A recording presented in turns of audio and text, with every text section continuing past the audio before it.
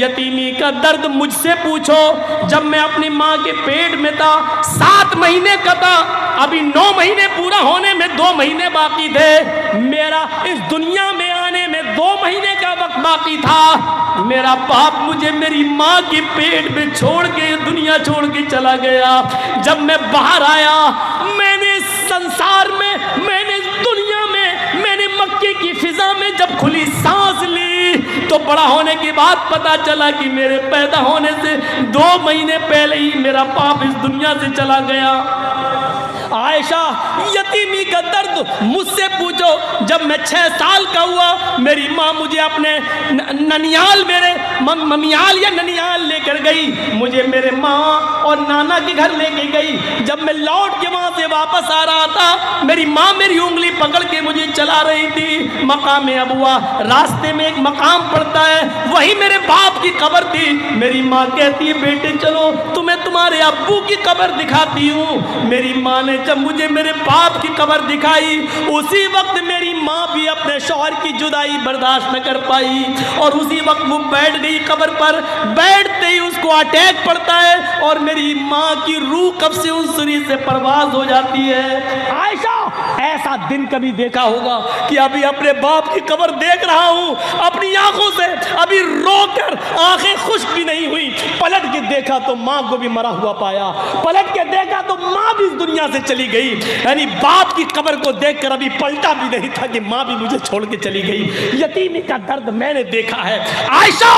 जब मुझे मेरे दादा ने पाला और जब मैं 8 साल का हुआ तो मेरा दादा भी मुझे छोड़ के चला गया। यतीमी का दर्द मैंने देखा है, तुमने नहीं। इसलिए किसी यतीम बच्चे का हिस्सा लेना मैंने गवारा नहीं किया, अपना सारा माल यतीमों को दे दिया। हजरत आयशा फरमाती हैं, वो तकरीबन ज़वाल का वक्त था जब अल्लाह के नबी सल्लल्लाहु अलैहि वसल्लम ने मुझे ये बताया। उसके बाद आप लेट गए। थोड़ी देर के बाद ज़वाल का वक्त ख़त्म होता है, ज़ोहर का वक्त लग जाता है। हज़रत बिलाल ने अज़ान दी, अल्लाह के नबी ने वज़ू बनाया और वज़ू बनाने के बाद मस्जिद में जब ज़ोहर की नमाज़ पढ़ाने के लिए गए तो आपने नमाज़ पढ़ाने के बाद उन दोनों यतीम बच्चों का दिमाग में भरा हुआ था, यतीम बच्चों के बारे में वो आपके जहन में था। आपने वहां लोगों को बताया, लोगों अना व काफिलुल यतीमी फिल जन्नती कहातैन, अना व काफिलुल यतीमी फिल जन्नती कहातैन। लोगों, कयामत के दिन मैं और पड़ोसियों की परवरिश करने वाला, मैं और पड़ोसियों को और यतीमों को खिलाने पिलाने वाला, कयामत के दिन मैं और यतीमों की परवरिश करने वाला, यतीम बच्चों को पालने पोसने वाला, यतीम बच्चों का ख्याल रखने वाला, कयामत के दिन हम दोनों जन्नत में ऐसे रहेंगे। फिर आपने इन दोनों उंगलियों को मिला लिया, इन दोनों उंगलियों को मिला लिया और फरमाया हम दोनों ऐसे रहेंगे जैसे ये दोनों उंगली मिली हुई हैं। यानी यतीमों की परवरिश करने वाला कयामत के दिन मेरा पड़ोसी बनकर रहेगा, मेरा पड़ोसी बनकर रहेगा। तो मेरे भाइयों, एक रास्ता ये भी है जन्नत में जाने का, यतीमों की परवरिश की जाए, यतीमों को खिलाया पिलाया जाए, यतीमों के सर पे हाथ फेरा जाए, यतीम बच्चों को ढूंढा जाए, यतीम बच्चों को तलाश किया जाए, उन यतीम बच्चों की परवरिश का अलग इंतजाम कर दिया जाए। तो ये जन्नत में जाने का एक रास्ता है और कामयाब मोमिन की एक पहचान ये कहाँ है हमारे पास। एक रास्ता बताया अल्लाह के नबी ने, सहाबा के दरमियान बैठे हुए फरमाया, मन अस्बह मिनकुमुल यौम साइमन, आज तुम लोगों में से कोई रोजे से है? अबू बकर ने इशारा किया, अल्लाह के रसूल मैं रोजे से हूँ। आपने कहा अच्छा। मन अतअमा मिनकुमुल यौम मिस्कीनन, क्या तुम में से किसी ने आज किसी फ़कीर को खाना खिलाया है? अबू बकर सिद्दीक ने हाथ उठाया, कहा अल्लाह के रसूल मैं रोज़े से हूँ, मेरे हिस्से का खाना बचा था, इसलिए मैंने दोपहर में एक मिस्कीन को, एक फ़कीर को खाना भी खिला दिया। अल्लाह के नबी ने कहा अच्छा। मन तबिया मन आद मिनकुमुल यौम मरीज़न, तुम में से किसी ने आज किसी मरीज़ की आयादत की है? कोई है जिसने किसी मरीज़ की आयादत की हो? हज़रत अबू बकर सिद्दीक उठे, कहा हाँ, हमारे गांव में एक आदमी बीमार था, मैं उसकी आयादत के लिए भी गया हूँ। अरे अल्लाह के रसूल मैंने मरीज़ की आयादत की है, उसकी तीमारदारी की है, उसको देखने के लिए मैं गया था। अल्लाह के नबी ने पूछा, मन तबिअ मिनकुमुल यौम जनाज़तन, क्या आज कोई किसी जनाजे में भी शामिल रहा? क्या कोई ऐसा भी है जिसके यहाँ किसी का इंतकाल हुआ हो और वो कब्रिस्तान तक उसके साथ रहा हो, जनाजे में उसके पीछे पीछे गया हो? अबू बकर ही उठते और कहते कि अल्लाह के रसूल, मेरे इलाके में एक इंसान, एक आदमी का इंतकाल हो गया, मैं उसके घर गया, मैंने उसको गुस्ल दिया, मैंने उसको कफन भी पहनाया, मैंने उसकी जनाजे की नमाज भी पढ़ाई, कब्रिस्तान में गया, मैं कब्र में उतरा, मैंने उसको उतारा भी, मैंने उसको मिट्टी भी दी, मैं कब्रिस्तान तक साथ भी गया।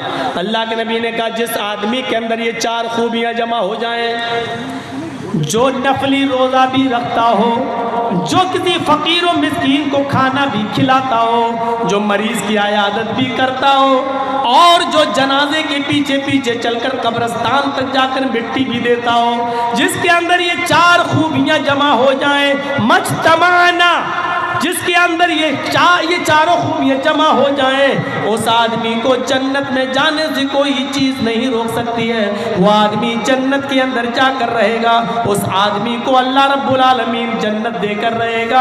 ये आदमी भी जन्नती है, यह आदमी भी जन्नती है। उस औरत को देखो, उस औरत को देखो जिसके 2 छोटे छोटे बच्चे भीख मांगती हुई वो अल्लाह के नबी के दरवाजे तक पहुंच जाती है। बुखारी के सफ़हात पर ये मंजर देखो, वो भीख मांगते मांगते नबी अकरम के चौखट पे पहुंच जाती है। अल्लाह के नबी मौजूद नहीं है, हजरत आयशा निकलती हैं, जाअतनी साइला, फरमाती हैं मांगने वाली मेरे पास आती है। मेरे पास कुछ नहीं था, एक खजूर रखी हुई थी, उसके साथ 2 छोटे छोटे बच्चे थे, वो भूखे थे, मैंने वो खजूर उठाकर उस औरत को दे दी।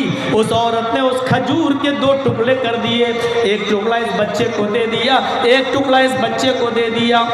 दोनों बच्चों ने खजूर अपनी अपनी खा ली, आधी इसने आधी उसने, और उस औरत ने पानी पी और चल दी। हजरत आयशा फरमाती हैं, मेरे पास एक खजूर थी, उसके 2 टुकड़े उस औरत ने कर दिए, आधा इसको और आधा इसको दे दिया। लेकिन बुखारी की हदीस में 1 खजूर है, मुस्लिम की हदीस में मेरे पास 3 खजूरें थी। मुस्लिम में है मेरे पास 3 खजूरें थी, मैंने तीनों उस औरत को दे दी। उस औरत ने 3 खजूर ले ली, 1 खजूर एक बच्चे को दे दी, दूसरी खजूर दूसरे बच्चे को दे दी, और 1 खजूर अपने पास रख ली अपने खाने के लिए। बच्चों ने अपनी अपनी खजूर खा ली। आयशा कहती हैं, मैं देख रही थी कि बच्चे अपनी अपनी खजूर खा चुके, और माँ ने जैसे वो खजूर खाने के लिए अपने मुंह में रखी, अपने मुंह तक ले गई, दोनों बच्चे अपनी माँ के खजूर पर झपट पड़े। मुस्लिम शरीफ की हदीस है, माँ ने अपने होठों से वो खजूर बाहर निकाल ली, माँ ने वो खजूर बाहर निकाली। माँ ने देखा कि दोनों बच्चे अपनी अपनी खजूर खा चुके, लेकिन मेरी खजूर पर भी झपट रहे, तो माँ को ममता आ गई और माँ ने उस खजूर के 2 टुकड़े कर दिए, अपना खुद नहीं खाया, 1 टुकड़ा इस बच्चे को और दूसरा टुकड़ा दूसरे बच्चे को दे दिया। दोनों बच्चों ने 1.5 खजूर खा ली और माँ ने कुछ नहीं खाया। बच्चों को पानी पिलाया और खुद पानी पिया और सीधी चली गई। अल्लाह के नबी जब घर में आए तो हजरत आयशा ने पूरा मंजर बयान कर दिया। अल्लाह के नबी ने कहा, आयशा क्या वो खजूर तुमने मेरे लिए रखी थी? हाँ, कहीं से आई थी, मैंने रख दी थी कि आप आएंगे, भूखे होंगे, आपको दे देंगे, लेकिन मांगने वाली आई, मैंने उसको दे दिया। उसके साथ 2 छोटे छोटे बच्चे थे, आपने कहा ठीक किया। अल्लाह के नबी उस औरत ने खुद नहीं खाया, अपना खजूर भी 2 टुकड़े करके अपने बच्चों को दे दिया। अच्छा आयशा, क्या तुमने ये मंजर अपनी आंखों से देखा है? हाँ आयशा, क्या उस औरत ने खुद नहीं खाया? नहीं खाया। क्या अपना खजूर भी आधा आधा करके दोनों बच्चों को दे दिया? हाँ अल्लाह के रसूल। देखो आयशा, सच बताना, क़यामत के दिन तुम्हें गवाही देना पड़ेगी। फरमाया हाँ अय अल्लाह के नबी, मैं सच बताती हूँ, मैंने अपनी आंखों से देखा है। आयशा, आयशा वो औरत जो अपने बच्चों को परवरिश कर में आजमाई गई, जिसका जिसका बाप मर गया, शौहर जिसका मर गया, उन बच्चों का बाप मर गया, और औरत अपने बच्चों की परवरिश में आजमाई गई है, दर दर की ठोकरें खाती है और अपने बच्चों को पाल पोस कर बड़ा करती है। अय आयशा, तुम्हें नहीं मालूम खुद भूखी रहकर अपने बच्चों को खिलाने वाली, खजूर का टुकड़ा खिलाने वाली ने कितना बड़ा काम किया। आयशा, उस औरत ने खुद भूखा रहकर अपनी खजूर तो टुकड़े करके दोनों बच्चों को खिलाकर वजबत अलैहल जन्ना, वजबत अलैहल जन्ना, वजबत अलैहल जन्ना, अल्लाह ने उस औरत पर जन्नत वाजिब कर दी, उस औरत पर जन्नत वाजिब हो गई, उस पर जन्नत वाजिब हो गई, उस पर जन्नत वाजिब हो गई। ये औरतें बेचारी जो अपने हमल गिरा दें, ये सोच करके लड़की है पेट में, 4-5 तो लड़कियां हो चुकी हैं, 6ठी भी लड़की है, और अल्ट्रासाउंड पे चेक करा के गिरवा दें, इनसे उम्मीद रखी जाएगी? हलाल बच्चे गिरा देती हैं। उस औरत को जन्नती कहा है जिस औरत का शौहर मर जाए और उसके छोटे छोटे बच्चे छोड़कर गया हो, और बेचारी वो औरत अकेले मेहनत करके घर घर बर्तन मांज कर अपने बच्चों को पालती है, पोसती है, बड़ा करती है, खिलाती है, उनकी अच्छी तरबियत करती है, या कुछ नहीं है तो भीख मांग के ला रही है और अपने बच्चों को खिला रही है, पिलाकर पोसकर बड़ा कर रही है। ऐसी औरत को अल्लाह के रसूल कहते हैं वजबत अलैहल जन्ना, इस पर जन्नत वाजिब हो चुकी है, अल्लाह इस औरत को जन्नत देकर रहेगा। ये कामयाब इंसान की जिंदगी के रास्ते हैं।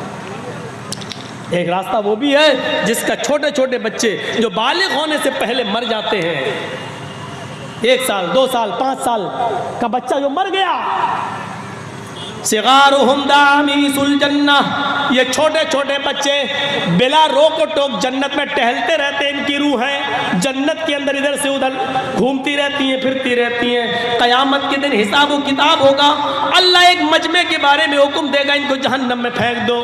फरिश्ते उनको जहन्नम में ले जा रहे होंगे, जहन्नम में ले जाने से पहले अल्लाह ताला कहेगा रुक जाओ, अभी जहन्नम में डालने से पहले एक काम करो। फरिश्ते रोक लेंगे, क्या करें? अल्लाह कहेगा इनके छोटे छोटे बच्चे हमने दुनिया में छीने थे, इनसे 1 साल का 2 साल का बच्चा हमने इनसे दुनिया में छीन लिया था, वो जन्नत में उनकी रूहें टहल रही हैं। आए फरिश्तों, उन छोटे छोटे बच्चों को लेकर आओ और उनको उनके माँ बाप से मिलवा दो। चलो ये जहन्नम में जाने वाले हैं, एक बार इनको इनके छोटे छोटे बच्चों से मिलवा दो और उन बच्चों को उनके माँ बाप से मिलवा दो। लिहाजा फरिश्ते उन छोटे छोटे बच्चों को लेके आएंगे और वो अपने माँ बाप से मिलेंगे। उनको मालूम ना होगा कि मेरे माँ बाप के बारे में जहन्नम में जाने का हुक्म हो गया है। वो बच्चे अपने माँ बाप से बातें कर रहे होंगे, इतनी देर में फरिश्ते हुक्म देंगे आए बच्चों तुम जन्नत में चले जाओ, तुम्हारे माँ बाप को जहन्नम में जाने का परवाना पेश हो चुका है, तुम्हारे माँ बाप ने दुनिया में बहुत गलत काम किए थे इसलिए उनको जहन्नम में डाला जाएगा। अब बच्चों तुम जन्नत में जाओ, तुम्हारे माँ बाप को जहन्नम में डालना है। जैसे ही बच्चे ये सुनेंगे कि मेरे माँ बाप को जन्नत में डाला जा रहा है, बुखारी शरीफ की हदीस के अल्फाज हैं फयाखुज़ू बिनाहियत सौबी, वो छोटे छोटे बच्चे अपने माँ बाप के दामन को पकड़ लेंगे, अपने माँ बाप के कुर्ते को, अपने माँ बाप के कमीज को पकड़ लेंगे। फलम युबारिकहा, फिर उसको वो छोड़ेंगे नहीं। वो छोटे छोटे बच्चे फिर अपने माँ बाप के दामन को छोड़ेंगे नहीं और अल्लाह से कहेंगे अल्लाह ये इंसाफ तेरा मेरी समझ में नहीं आ रहा है। आए अल्लाह दुनिया में भी तूने मुझे मेरे माँ बाप से दूर रखा और आखिरत में भी तू मुझसे मेरे माँ बाप को दूर कर रहा है।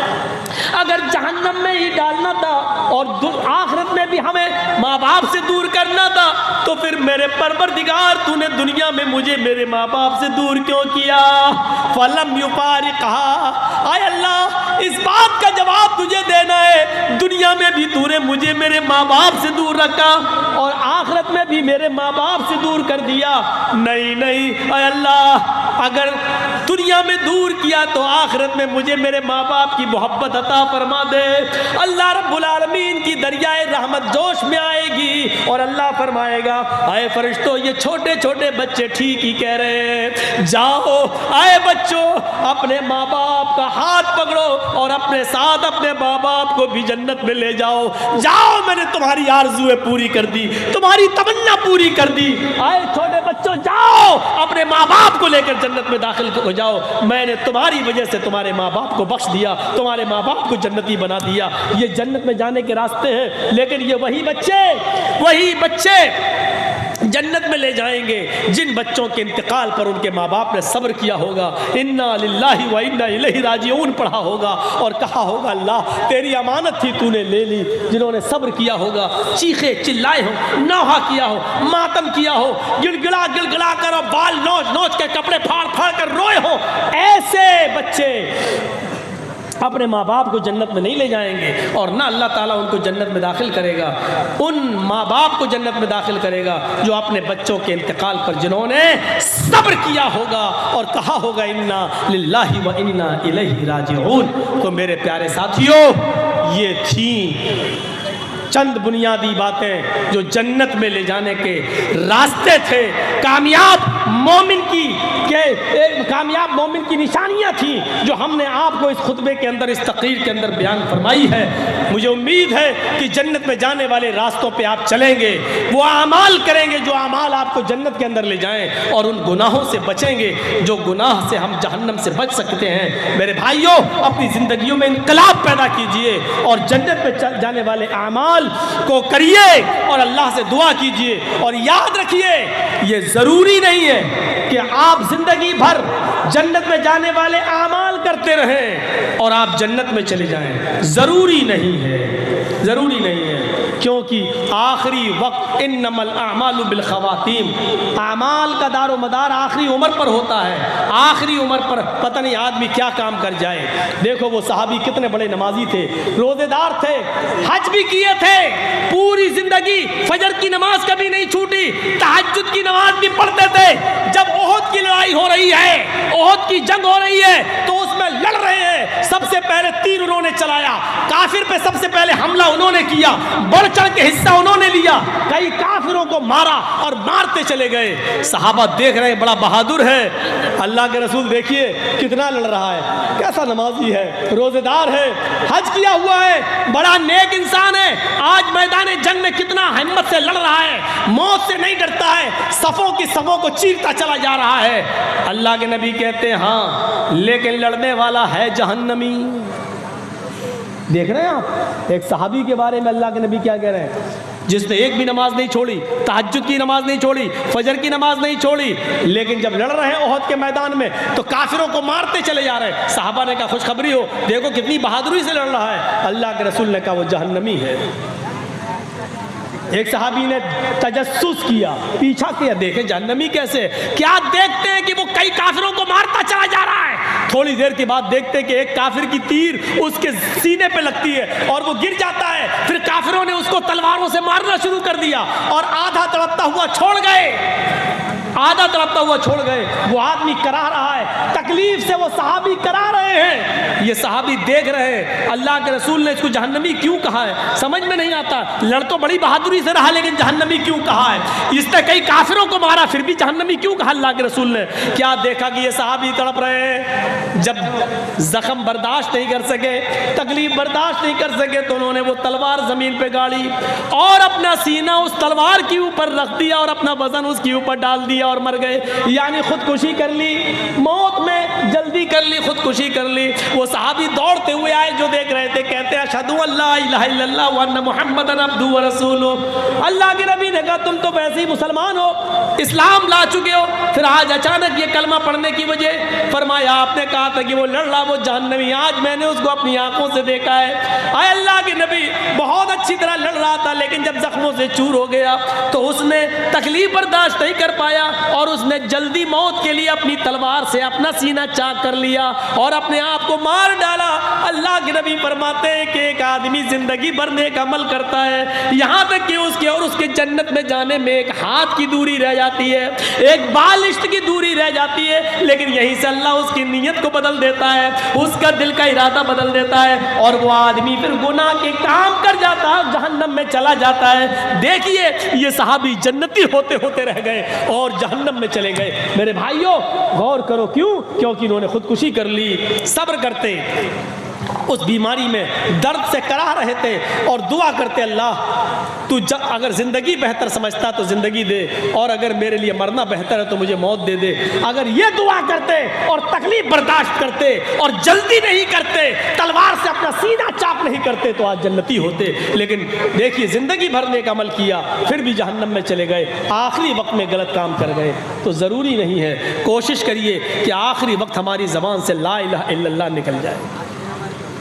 मन कान आखिर कलामी ला इलाहा इल्लल्लाह दखलल जन्नह, जिसकी ज़बान से आखिरी जुमला ला इलाहा इल्लल्लाह निकला वो जन्नत में जाएगा। याद रखना, ज़िंदगी भर नेक अमल करने वाला भी ज़रूरी नहीं कि ला इलाहा इल्लल्लाह पड़ जाए। शैतान पानी का प्याला लिए खड़ा रहता है, बहुत नाजुक मोड़ होता है, उस मौके पर ला इलाहा इल्लल्लाह पढ़ना बड़ा मुश्किल होता है। इमाम मालिक रहमतुल्लाह अलैह के इंतकाल का वक्त आया, आखिरी सांसें ले रहे हैं और ऐसे करते जा रहे हैं और कहते जा रहे हैं अभी नहीं, अभी नहीं, अभी नहीं। लोगों ने कहा इमाम मालिक से, ये क्या हो गया आपको, क्या बड़बड़ा रहे हैं आप? उन्होंने कहा ये सामने जो खड़ा है ना, ये मेरी आंखों के सामने ये शैतान है। उन्होंने कहा, लोगों ने, कहाँ है? कोई तो नहीं दिख रहा है। कहा तुम्हें नहीं दिखेगा, मुझे दिख रहा है, क्योंकि मेरी जागनी का आलम है, मेरे मरने का वक्त करीब है, इसलिए शैतान पानी का प्याला लेकर मेरे सामने खड़ा है, मुझसे कह रहा है आई इमाम मालिक, जिंदगी भर मैं तुम्हारा पीछा करता रहा, लेकिन जिंदगी में कभी तुमने कोई गुनाह का काम मौका नहीं दिया।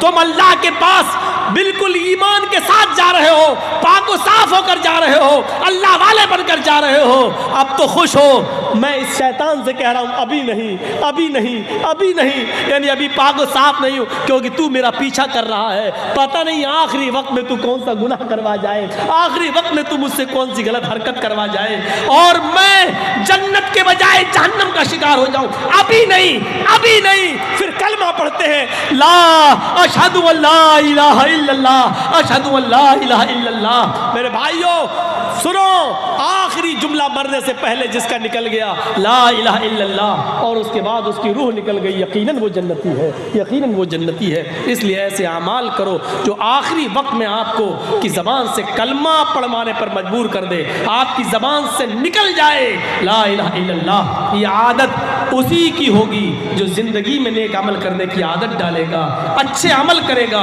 वही मरने से पहले ला इलाहा इल्लल्लाह पढ़ने की तौफीक उसको मिल सकती है। वरना मेरे भाइयों कोई एक्सीडेंट में मर जाता है, कोई कैसे मर जाता है। और ज़िंदगी आप देख रहे हैं कोरोना में कितने बड़े बड़े अपनी जमीयत व जमात के बुज़ुर्ग उलमा इस दुनिया से जा चुके हैं।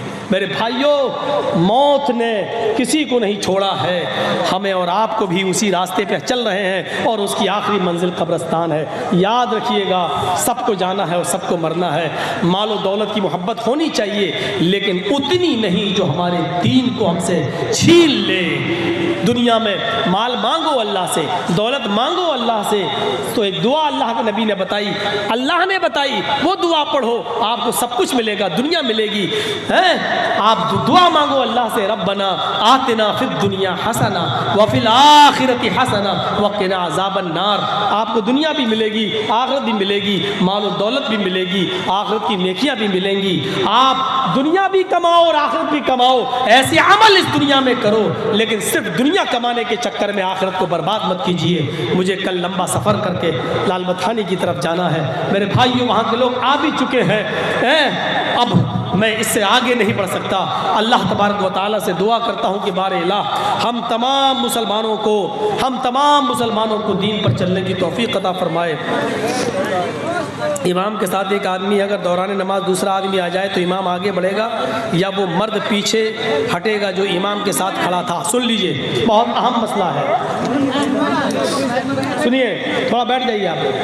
अब फिर डिस्टर्ब करने लगे आप लोग, कल से तो वैसे भी नहीं लगाने देंगे हम, और आप फिर डिस्टर्ब कर रहे हैं। एक बात सुन लीजिए, ये तरीक़ा हमारे यहाँ बहुत गलत चल रहा है।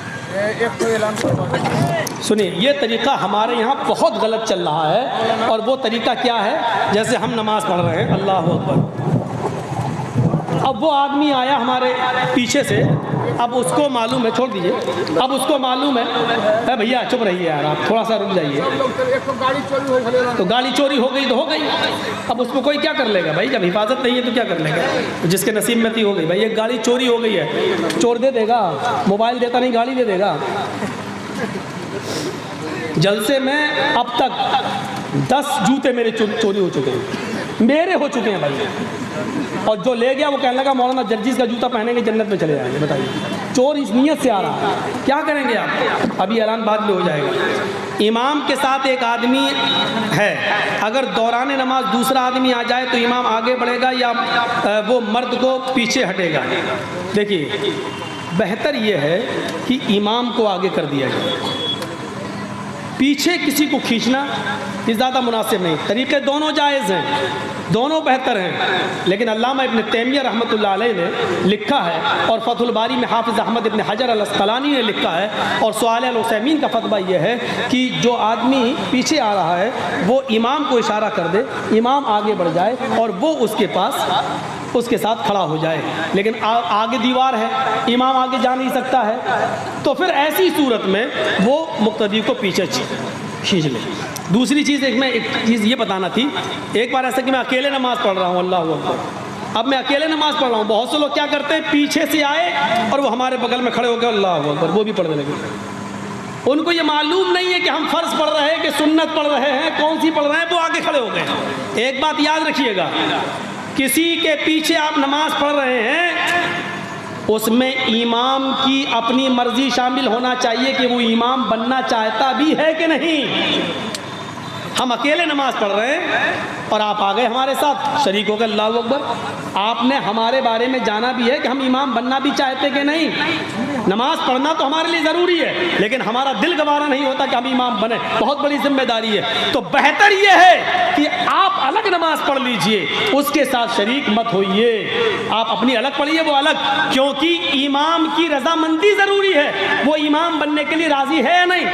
मस्जिद का इमाम राज़ी होता है। हम लोग बहुत से लोग हैं जो उसके पीछे नमाज पढ़ते हैं, तो इमाम राज़ी है तभी तो वो आगे बढ़ता है। जब आगे बढ़ के नमाज पढ़ा रहा है तो वो राज़ी है नमाज पढ़ाने के लिए, उसके पीछे आप पढ़ जाइए। लेकिन हम अकेले नमाज पढ़ रहे हैं और आप आए वुज़ू बना के हमारे साथ खड़े हो गए, ये तरीका सही नहीं है, क्योंकि आपको पता नहीं है कि हम इमामत के लिए राज़ी हैं भी या नहीं हैं। तो जब तक रजामंदी नहीं हो हमारी, तब तक आप हमारे पीछे खड़े नहीं हो सकते हैं। किसी एक इमाम की सारी बातों को मानना कैसा है? सारी बातों को मानना, अगर सारी बातें कुरान और हदीस के मुताबिक है तो सारी बातों को मानना सही है, और सारी बातें अगर कुरान और हदीस के खिलाफ है तो एक भी बात मानना सही नहीं है। ये तो अजीब मसला है यार, कौन आदमी ने किया है?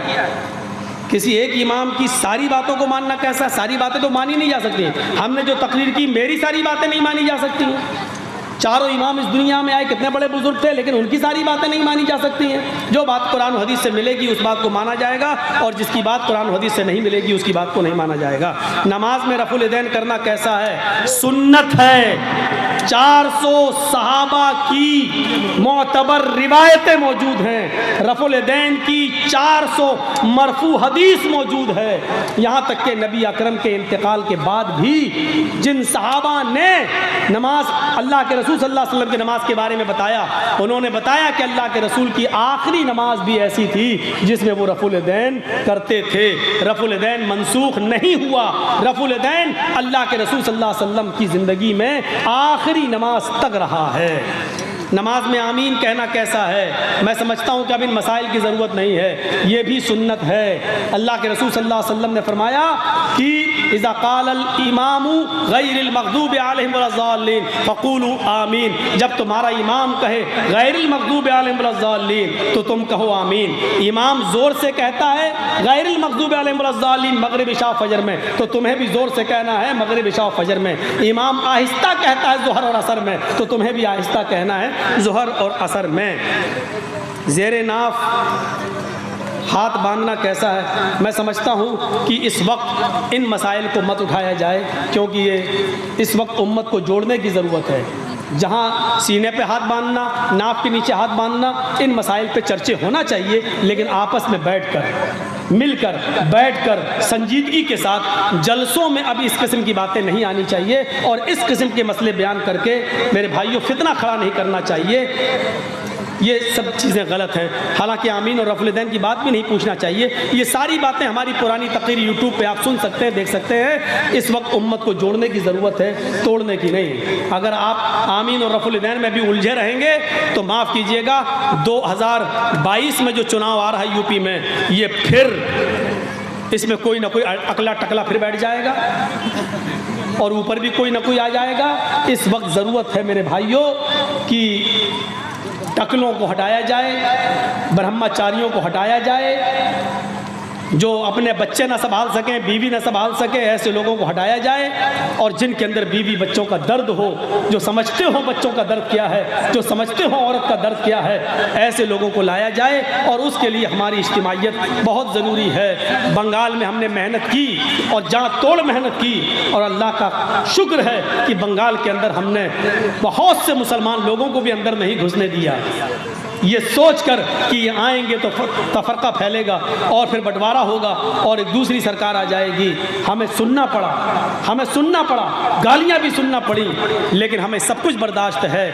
आज अल्लाह का शुक्र है हमारी मेहनत रंग लाई और एक ऐसी सरकार बंगाल के अंदर आई जिस सरकार की हमें उम्मीद थी, जो हम सबको लेके चलती है, सिर्फ मुसलमानों की नहीं, हिंदू मुसलमान सिख ईसाई सबको लेकर। बिहार में भी ऐसी सरकार की ज़रूरत है जो सबको लेके चले और पूरे हिंदुस्तान में भी ऐसी गवर्नमेंट की ज़रूरत है जो सबको लेके चले। अल्लाह ताला से दुआ कीजिए, अल्लाह हम तमाम मुसलमानों के दिलों को आपस में एक जोड़ दे, एक कर दे, हमें मसलकी बातों को बैठ कर हल करने की तौफीक अता फरमाए, हमें अपने झगड़े अपने घर में दूर करने की तौफीक अता फरमाए और बाहर हो तो हम सबके सामने एक हो जाएं, बाहर हो तो हम सबके सामने एक हों और ये मैसेज दें कि हम सब इस प्लेटफार्म पर एक हैं, हम सब एक जहती इज्तिमाइयत के साथ हैं। घर में हम चाहे कितना लड़ लें, लेकिन बाहर जाएं तो मेरे भाइयों एक हो जाएं, एक हो जाएं। और आप तो जानते ही हैं कि इस वक्त हिंदुस्तान में मेरी पोजीशन ये है कि उत्तर प्रदेश में हमें डर लगता है।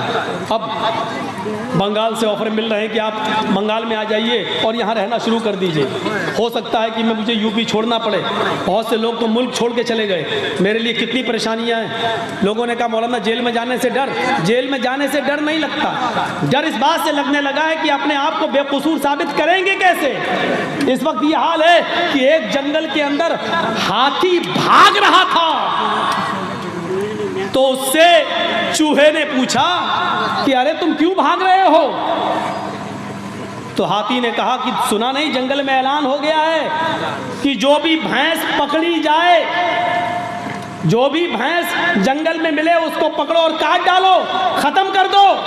तो चूहे ने कहा तुम भैंस थोड़ी हो, तुम तो हाथी हो, तुम क्यों भाग रहे हो। उसने कहा अगर हमको पकड़ लिया तो 20 साल तो ये साबित करने में लग जाएगा कि मैं हाथी हूं, जबकि मैं हूं, लेकिन 20 साल ये साबित करने में लग जाएगा कि मैं भैंस नहीं हूं, मैं हाथी हूं। तो ये सूरत हाल है। आज देख लीजिए क्या है, मौलाना कलीमुद्दीन साहब को गिरफ्तार कर लिया गया।